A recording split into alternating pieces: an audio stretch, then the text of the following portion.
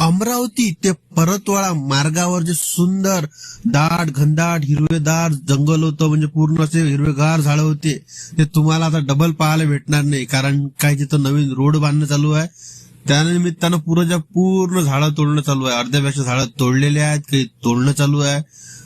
याला आता विकासाचा फायदा होऊन राहिला की विकासाचं नुकसान होऊन राहिलं हेच समजून नाही राहिलं. एवढं म्हणजे असं म्हणा की चिखलदरा जाण्यासाठी एकदम सुंदर रस्ता होता.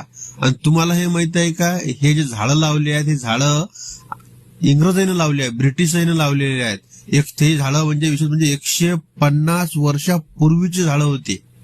म्हणजे आजकाल लावलेले झाडच नव्हते, ते झाडं होते 150 वर्षापूर्वी. तेही इंग्रजांनी ब्रिटिशांनी लावलेले होते. ज्यावेळेस आपलं भारत जेव्हा गुलामगिरीत होतं त्यावेळेस इंग्रजांनी लावलेले होते. कारण की इंग्रज राहत होते चिखलदऱ्याच्या एरियामध्ये आणि थंड हवेच्या ठिकाणी, आणि तिथं त्यानं चहाची बागा वगैरे लावल्या होत्या. तिथून ते उत्पन्न साधन चालू केलं होतं त्यांनी, आणि ते याच रस्त्याने जात होते. मग त्यांनी ते त्यावेळेस 150 वर्ष 125 वर्षा अगोदर ते लावलेले झाडं आहेत. आणि आपण काय केलं, ते झाडं पूर्ण तोडले. विदर्भाच्या विकासाच्या नावाखाली जे हे मोठे मोठे हिरवेगार 150 वर्ष अगोदरचे झाडं तोडणे चालू आहेत, हे योग्य आहे काय?